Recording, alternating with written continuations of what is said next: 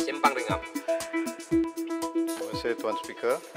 Sempang Renggam minta Menteri Pendidikan menyatakan apakah langkah dan inisiatif terkini pihak kementerian dalam menjaga dan mempertekadkan kualiti program ijazah sarjana muda perguruan PISMP supaya standard pengajaran guru-guru di sekolah-sekolah sentiasa berada pada tahap yang cemerlang. Terima kasih Tuan Ketua. Silakan Prof. Menteri Pendidikan menjawab 3 minit. Tuan Yang di-Pertua, untuk maklumat ahli yang berhormat, Kementerian Pendidikan Malaysia KPM sentiasa komited untuk memperkasa pendidikan guru bagi melahirkan guru yang terlatih dan kompeten.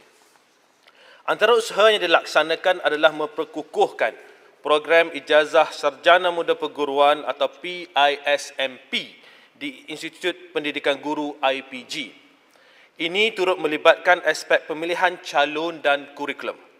Melalui program ini, KPM akan dapat menyediakan guru yang berkualiti untuk meningkatkan standard pendidikan selaras dengan aspirasi dan pelan pembangunan pendidikan Malaysia 2013-2025. Bermula pada tahun 2013, calon PISMP dipilih dalam kalangan pelajar cemerlang lepasan Sijil Pelajaran Malaysia SPM yang memperoleh minimum grade cemerlang dalam 5 mata pelajaran termasuk memenuhi syarat pengkhususan bidang yang dimohon. Seterusnya, semua calon yang memenuhi kelayakan akademik mengikut option mata pelajaran perlu melepasi saringan ujian kelayakan calon guru atau UKCG. Calon yang melepasi UKCG akan dipanggil untuk temuduga.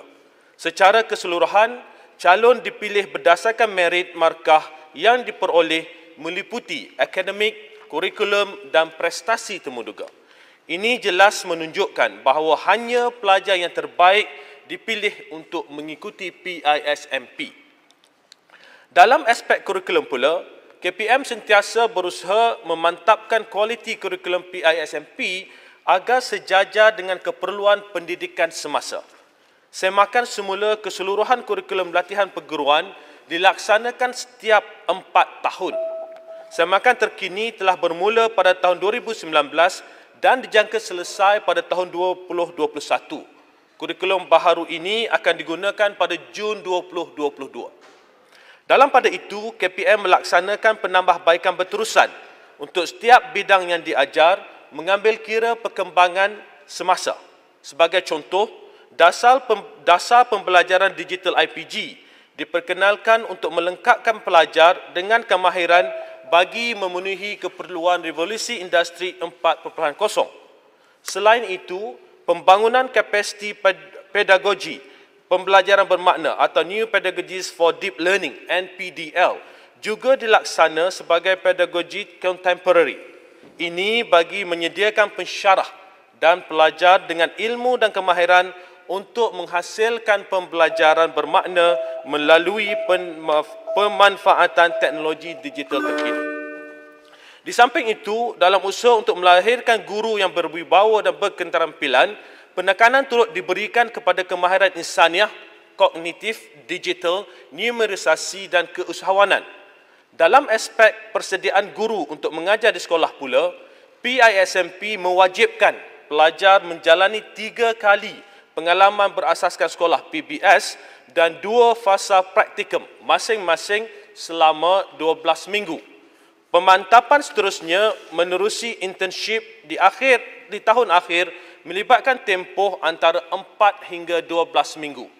Bagi tujuan pemantauan dan penambahbaikan secara berterusan, KPM melaksanakan penilaian terhadap guru lepasan PISMP. Selepas setahun ditempatkan di sekolah, KPM akan mendapatkan maklum balas daripada pentadbir sekolah mengenai prestasi guru lepasan IPG. Berdasarkan maklum balas bagi tahun 2015 sehingga 2019, prestasi guru baharu IPG adalah cemerlang dan memenuhi keperluan sekolah dengan skor purata 92% ke atas. Secara umumnya, prestasi ini menunjukkan pentadbir sekolah berpuas hati dengan kualiti guru baharu lepasan IPG. Melalui peringkat pemilihan calon dan pengisian program sepanjang tempoh mengikuti pengajian, KPM yakin guru lepasan IPG yang mengikuti PISMP adalah guru yang terlatih, berkualiti dan telah bersedia untuk berkhidmat dengan cemerlang. Sekian, terima kasih. Terima kasih Menteri. Sila Sembang Renggam, soalan tambahan pertama. 30 saat. Terima kasih Tuan Di-Pertua. Terima kasih YB Menteri atas jawapan yang telah diberikan panjang lebar. Saya menyambut baik segala usaha berterusan yang pihak kementerian lakukan dalam meningkatkan kualiti dan profesionalisme guru-guru kita. Cuma dalam soal kualiti untuk melahirkan guru yang terlatih dan kompeten, ia juga berkait rapat dengan soal piawaian. Piawaian pengambilan pelajar yang diterima masuk ke program ijazah sarjana muda perguruan PISMP. Saya ingin memetik kenyataan Yang Amat Berhormat Perdana Menteri yang dikeluarkan pada 19 Julai 2020 yang mengatakan bahawa UEC telah mendapat pengiktirafan sebahagian ataupun partial recognition. Ini kali pertama digunakan istilah tersebut, partial recognition. Apabila UEC diterima untuk mengikuti program ijazah sarjana muda perguruan PISMP. Maka dalam konteks ini, soalan saya ialah, saya ingin tahu pendirian YB Menteri, sama ada kementerian ingin meneruskan pengiktirafan sebahagian ataupun partial recognition sijil UEC sedangkan Perdana Menteri YB Paguh dalam kenyataan yang sama ketika menafikan pengiktirafan UEC menegaskan bahawa UEC perlu mengikut dasar pendidikan kebangsaan. Soalan yang penting, ada kaitan kerana ia berkaitan dengan piawaian ambilan pelajar yang diterima. Jika dikatakan para pelajar diterima untuk masuk ke PISMP kerana mereka telah lulus sijil SPM dan memperolehi kepujian dalam bahasa Melayu, maka apakah wujud keperluan untuk menyebut kelulusan sijil UEC mereka? Yang Berhormat Menteri. Sila Menteri. Terima kasih Yang Berhormat Simpang Renggam. Pertama, program yang disebut oleh Yang Berhormat Simpang Renggam tadi bermula semenjak tahun 2011. Dan pada waktu Yang Berhormat Simpang Renggam menjadi menteri juga, program tersebut juga dilaksanakan. Jadi perkara ini dalam pengetahuan Yang Berhormat Simpang Renggam. Itu jelas, ya. Yang apa yang saya ingin sebutkan tadi, tetapi tidak digunakan perkataan partial recognition ataupun pengiktirafan sebahagian. Soal jawab. Simpang Renggam, Menteri akan Ini jawab. soal jawab. Okey, apa yang disebut tadi, program ini telah ada semenjak tahun 2011. Masa Yang Berhormat menjadi menteri, program ini diteruskan.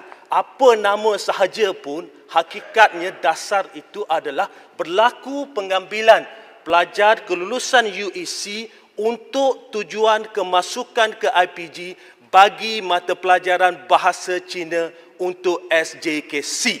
Itu jelas. Jadi pada waktu itu, pada waktu Yang Berhormat menjadi menteri, program ini juga dilaksanakan. Program ini merupakan sebahagian daripada usaha untuk memenuhi keperluan di SJKC berkaitan dengan pendidikan bahasa Cina. Jadi itu kita perlu jelas bahawa perkara ini telah ada semenjak 2011 dan diteruskan di zaman Yang Berhormat Simpang Renggam sebagai menteri. Sekian, terima kasih. Soalan tambahan kedua, saya jemput Yang Berhormat Kuala Krai. Terima kasih Datuk Yang Di-Pertua. Saya difahamkan mutakhir ini terdapat ramai guru-guru sekolah kementerian yang memiliki ijazah sarjana dan juga bahkan peringkat PhD. Tetapi mereka masih lagi berkhidmat sebagai guru biasa di sekolah-sekolah kementerian.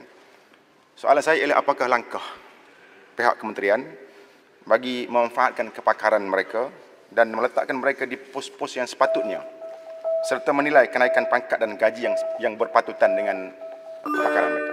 Mohon penjelasan Yang Berhormat Menteri. Terima kasih. Sila Menteri. Terima kasih Yang Berhormat Kuala Krai.